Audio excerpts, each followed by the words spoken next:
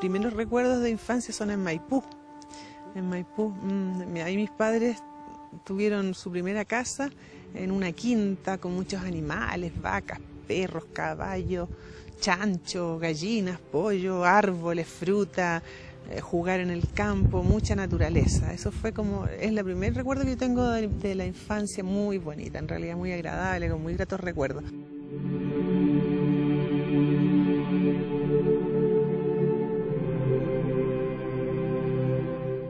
De chica me gustó la arqueología. Era relacionado mucho con el tema de la aventura, de los descubrimientos, de salir a lo desconocido, de andar en lugares donde nadie hubiese caminado. Esas eran las cosas que yo pensaba.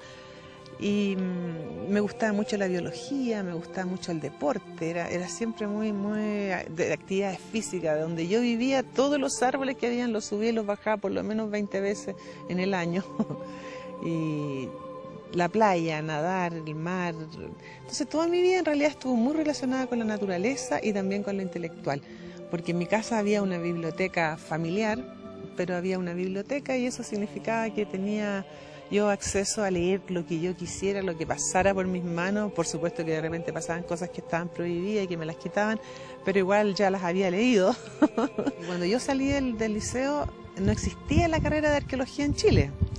Solamente se creó varios años después que yo egresé, digamos, y por lo tanto yo quería estudiar algo relacionado con la naturaleza, y de ahí entré a agronomía, que fue una base para mí. Estudié 2 años, primero y segundo año de agronomía, donde aprendí a estudiar realmente, porque ahí la universidad en ese entonces, agronomía, tenía matemáticas base junto con ingeniería, biología era una fundamental, básica, geología, zoología también, en fin, todos esos ramos que para mí me sirvieron muchísimo para que posteriormente, cuando se creó la licenciatura en Arqueología y Prehistoria en la Universidad de Chile, yo ingresé inmediatamente y fue como la base de lo que yo posteriormente desarrollé en arqueología, porque arqueología sin el conocimiento de la tierra, sin el conocimiento de sus estratos, de sus formaciones, de su antigüedad, de todo eso, en realidad como que no tiene mucho sentido la arqueología.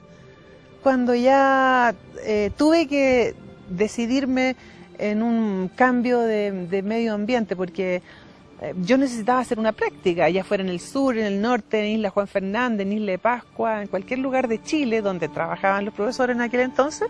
Bueno, a mí me tocó el norte, por suerte, y partí en una práctica de estudiantes a Toconce, justamente acá en la provincia del Loa, y ahí fue cuando conocí al padre Lepella, el año 1977, igual.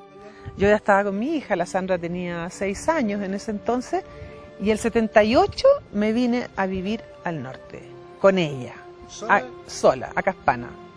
Estaba separada, hacía ya varios años, y en realidad duré re poco casada porque encontraba que el matrimonio era como muy complicado, era mucha responsabilidad, y mi vida, como yo la veía, era una vida de mucho más aventura, de mucho más dedicada a mi profesión, más que al concepto familia tradicional. En realidad para mí fue muy difícil ese aspecto, no duré nada.